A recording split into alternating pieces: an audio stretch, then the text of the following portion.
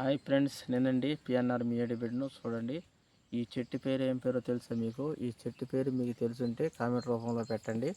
మేమైతే ఈ చెట్టు పేరు వచ్చేసి మగబీరాకు అంటాము. మగబీరాకు అని దేనికి అంటామంటే మళ్ళీ చెప్తాను. ఇప్పుడు మనం ప్రస్తుతానికి ఏదంటే ఈ ఆకులను మనము కరెంటు అంటే అప్పుడు పెద్దవాళ్ళు దీపారాధన చేసేవాళ్ళు కదా, దూది లేని సమయంలో ఏం చేస్తారంటే ఈ ఆకులు అనేది నలిపి ఈ విధంగా పెట్టేసి నూనెలో కానీ నేతిలో కానీ పెట్టి వెలిగిస్తే కొస వెలిగిస్తే వెలిగితేనే ఉంటుంది, కాలిపోదు.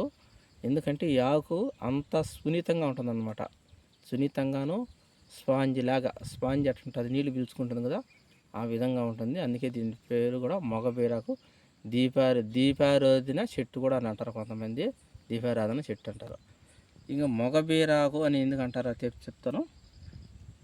ఈ మగబీరాకు అనేది, ఈ ఆకు అనేది మనం ఎండబెట్టి పెరుక్కొని ఎండబెట్టి, అంటే ఎండలో కాదు నీడన ఎండబెట్టి పొడి చేసుకోవాలి. పొడి చేసిన పొడిని మనం ఎక్కడికన్నా పోవాలన్నా ఏదన్నా మనం వశం చేసుకోవాలి, ఒక వస్తువు మనం సాధించుకోవాలి అన్న వాళ్ళు ఈ పొడిని మనం అగ్గినిప్పుల్లో సాంబ్రాణి మాదిరిగా పొగేసుకొని వెళ్ళినట్టయితే వాళ్ళ పని సక్సెస్ అవుతుంది. 100కి 100 సక్సెస్ అవుతుంది. ఎందుకంటే మేము ప్రయత్నించి చేస్తున్నాం కాబట్టి ఇది అవుతుంది. ఓకే ఫ్రెండ్స్, ఇకపోతే మాకు ఉపయోగపడేది ఎందుకంటే జీవాలకి, అంటే మేకలు కానీ గొర్రెలు కానీ ఏదన్నా దావ సగినాలు అని అంటారు.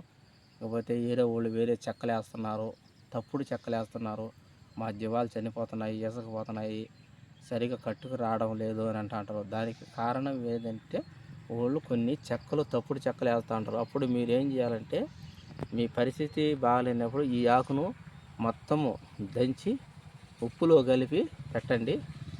తర్వాత మీకు ఆ కీడు అనేది తొలగిపోతుంది. అంటే మీకు మళ్ళీ ఆ జాడ అనేది తగలకుండా పోతుంది. మీకు నాణ్యమైన పిల్లలు పుట్టే అవకాశం ఉంటుంది. ఫ్రెండ్స్, ఉంటామడే, బాయ్.